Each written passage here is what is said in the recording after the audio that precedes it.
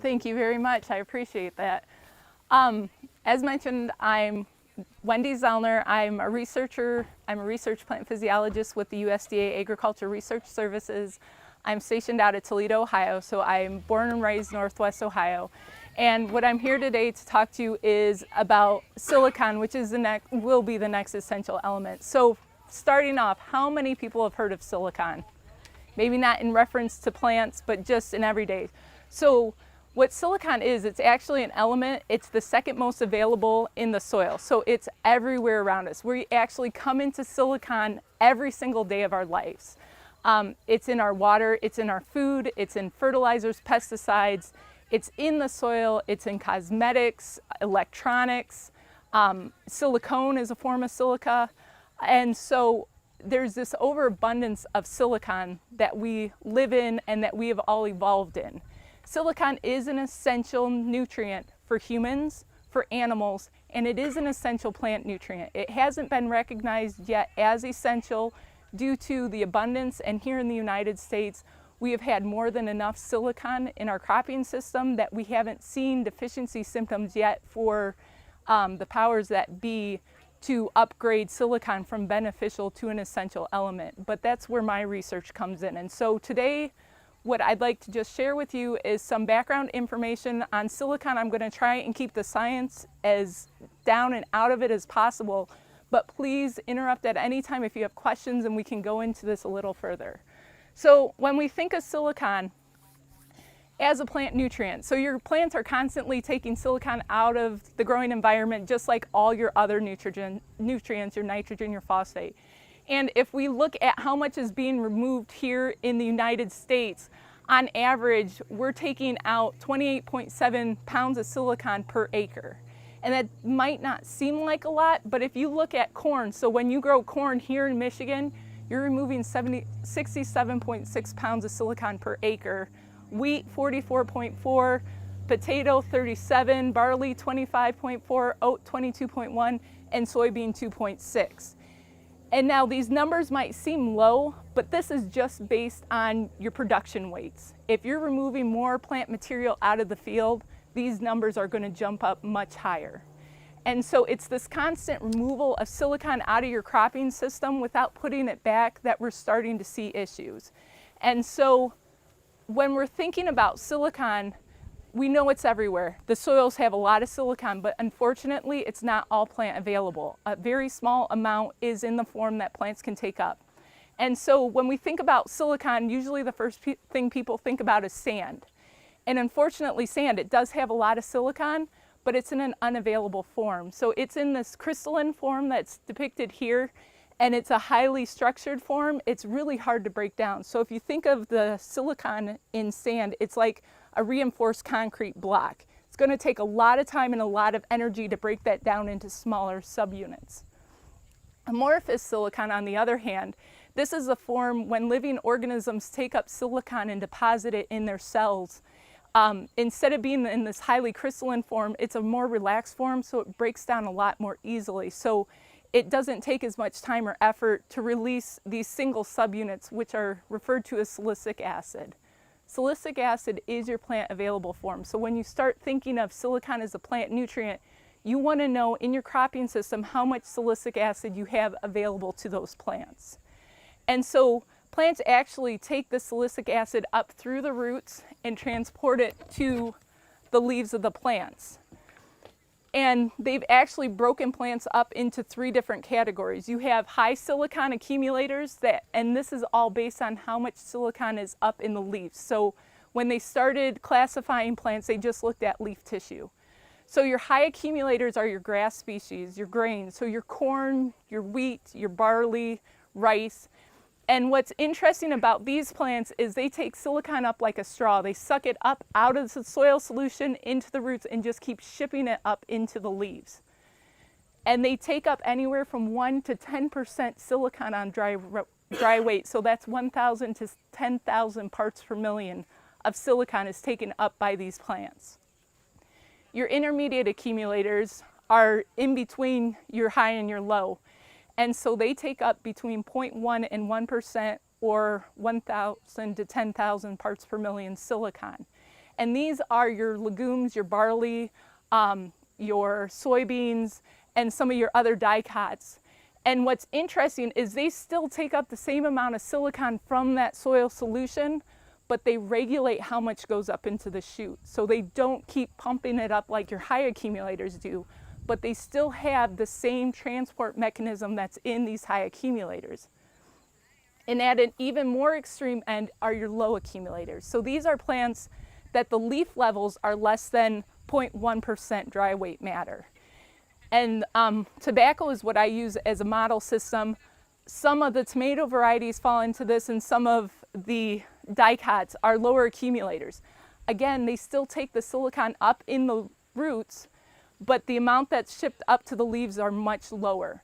And so here, all plants have the ability to take silicon out of the solution as silicic acid and move it into the shoots. They just regulate how they move that silicon based on the type of plant that you have. So when we think of how plants use silicon, they use it both physically and physiologically.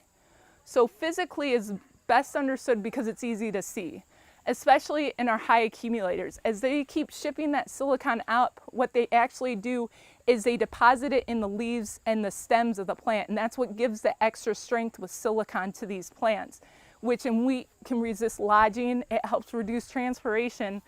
And so if you can see here some scanning electron micrographs, you see silicon deposition around the walls of these silica cells, and it's referred to as biosilicification. And so in your higher accumulators that continually take it up, they actually have these specialized cells in the leaves.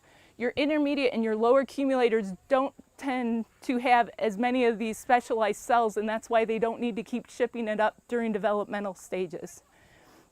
It's also deposited around the trichome or the leaf hairs of the plants. And then the physiological part is the less well understood, and that's really where I've been working on in the low accumulators. And so the one main thing that silicon does as a defense, it increases tolerance to stress in plants. And there's this effect called priming. And what priming is, when you feed a plant silicon and it comes into contact with an environmental stress or disease, it can respond much more rapidly than plants that weren't fed silicon. So they're primed and ready to go, and that's why silicon has such a beneficial effect on stress tolerance in plants. We also know that there's changes in gene expression, and so that tells us silicon isn't just being taken up and deposited and that's the end of the story. It's doing much more internally in the plant. And that's one reason why silicon is a beneficial and an essential plant nutrient. So as I mentioned, stress tolerance is the #1 positive benefit of silicon that you'll see the most, especially if you have deficient plants and you start feeding them silicon. It's just like other plant nutrients. It's important for maintaining that health. So it's not going to take care of all the problems. It's not going to take care of all the disease, but it's going to give you that healthier plant that can fight off disease and stress. And so here's just a couple examples. Here's a corn plant under drought stress. And so this one is fed with silicon and this one isn't. And you see the thicker, larger leaves compared to the non-silicon treated. And then here, in response to a pathogen, these are rice leaves with a fungal disease, rice blast. And you see, as I mentioned, that priming effect, you see very small little pinpoints of necrosis or those darker lesions. And what this is showing, that this leaf responded much more quickly to that infection. It can stop that infection and keep it from spreading, and it actually kills the fungal hyphae. Whereas when it wasn't fed silicon, you have much more chlorosis and larger lesions. And so what we're starting to learn, one of the reasons, looking at foliar tissue, a lot of researchers had said only the high accumulators need it because the lower accumulators don't have a lot of silicon in their leaves, so they just kind of passively take it up. We started looking further into this, and what we found is the roots in these lower accumulators actually are where a lot of the silicon is needed in these plants. And so here, I work in a greenhouse production lab, so these are more of our greenhouse plants that we work with. Zinnia are our high accumulators, so these would be comparative to your corn and your wheat. If you look, the green is the foliar tissue, which they have very high foliar tissue, and then the root tissue is less than the leaf tissue. When we moved into tomato and we looked at the amount of tomato that's in the leaf versus in the roots, we found extremely high levels of silicon in the roots of certain varieties of tomato and lower amounts in the leaves. And then over here, pepper and tobacco are in the same family as tomato, and again, they have very low levels in the leaves, but they still have a decent amount of silicon in the roots. So what this means is, even though we've been basing all of our information on the foliar tissue, there's a lot more going on underground. And by understanding this, this is why we're starting this transition into understanding that silicon is essential for plants. And so it's really important, especially with stress tolerance, to think of silicon as an essential nutrient. One other thing that we're learning is that there's specific times in development that these plants need the silicic acid available to them. And so in the developmental stages of rice, and probably true for wheat as well, when the rice go into the grain filling stage, instead of the silicon being shipped up into the flag leaves, it's moved into the panicles and it actually goes into the hulls surrounding the grain. In tomato, they know that silicon is needed at the first bud stage, so as soon as your fruit set starts, it's important for the number of fruits, the seed morphology, and the pollen fertility. So silicon is important for the reproductive stages of the plant so far from what we're learning, but this is just developmental. We also know when we come into disease, you need that available silicon at the time of your disease or your stress. So here in tobacco, and I apologize, it's hard to see, you can come up and look later. When we didn't give the plants silicon, this is tobacco ring spot virus, so this is a viral infection. The symptoms on this leaf cover almost the entire leaf. When we fed plants silicon, they had very small lesions, and they also had more necrosis, meaning that they were responding and killing those virus particles more efficiently than the control. What was more interesting when we looked at the levels of silicon in plants that were infected with tobacco ring spot virus versus plants that weren't, we had a significant increase in the amount of uptake of silicon out of the solution. So what this tells us is that under stress, plants turn on their uptake mechanism, and they need that silicon continually shipped up during stress events to have these beneficial effects. And so that means that you need to make sure, unless you know when a stress is going to happen, which is really hard to predict, you know, with the different environmental stresses and disease, you want to have some type of available silicic acid at the right concentration in your cropping system for the plants to take advantage of this nutrient. That's all I have for slides. So what you need to think about when you start thinking about silicon as an essential nutrient, what are your levels in your cropping system? How are your plants responding to that? And then when you start looking, there's a number of different products that are available to you. You have both liquids and solids. Liquids are great for a quick fix. So liquids are usually applied to the leaves, but when silicon moves up through a plant, it's traveling through the xylem, which means that it's an immobile element. So once it gets into the leaf, it's not going to remobilize out of that leaf and move up in the plant.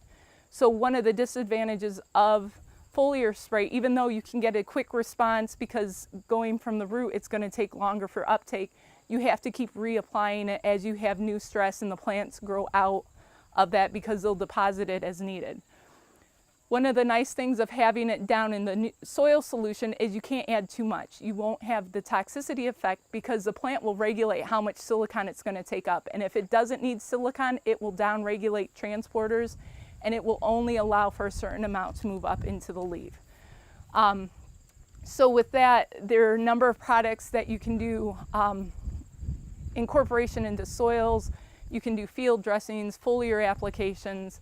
They come from a lot of different sources. There's mined rocks, there's volcanic rocks, there's recycled slags and other recycled glass material that all are these new products that are coming out or that have been out, that they're realizing why they were working is because they were providing silicon before we really understood what silicon was. Oh, you want to step in and? Sure. pick up where I left off. I'm John Zunnis. I'm Director of Technical Services for Plant Tough. I think one of the issues is we started doing field trials in the Michigan area probably about 7 or 8 years ago. And one of the startups, as we came up and we talked to people, a lot like Wendy said, silicon essentially goes back to people look at it with aged soils. Brazil uses a lot with their sugar cane and such. The soil's in absolutely horrible condition. In other areas like that, that's really where they've seen a lot of benefit. It hasn't been used here because the people in the Midwest essentially looked at it. We're good. We don't have any silicon deficiencies. It's not a big deal. So, you know, we're fine. Well, we've been doing trials for, like I said, 7 or 8 years, and we've seen positive responses on every trial. And so the plants are taking it up. We can measure. We do see the differentials. And I think probably one of the biggest areas, as Wendy said, is the stress situation. And that all the work we've done is when the plant undergoes stress, you see dramatic differences. And I think probably the biggest one that I've ever seen was in central Indiana a couple of years ago when we had the drought come through. We had a farmer out there who just did a small patch for a trial. He wanted to see how it worked on his corn crop and went merrily on his way. The drought hit. He chopped the whole thing. He ended up going to silage. It never really matured or anything, but we were able to go back in afterwards and take a look at the patch that we had put in versus the rest of the field. And the differential for silicon in that potential case was the root ball on the treated material was like this. The root ball on the stuff that wasn't treated was like this. It ended up, we see the drought conditions, we see the severe stress conditions. Plants have a better tendency to survive. You know, it's not saying they'll survive all the time. If you get a bad enough situation, you know, nothing's going to help you. But for some of those where you're kind of in the middle, where you may lose a normal crop, it can be that advantage you need to go ahead and carry forward. The other side with some of these products, that what you'll see is they're not just silicon. The product that we particularly deal with, we have a calcium component, the magnesium component, and the manganese component in it. So there are other nutrients that are coming along with the SI, and they work in synergy to go ahead and help the plant. And with all of those, same thing. We see positive response on uptake. So, you know, it's been a pretty good adjustment. In many cases with ours is essentially, with that calcium component, it adds a pH component to the material. And typically, instead of using an ag lime, you would use something like this. It'll give you the same performance as an ag lime. It'll take care of any adjustments that you would be looking at with the ag lime, but it provides the nutrients and it provides SI.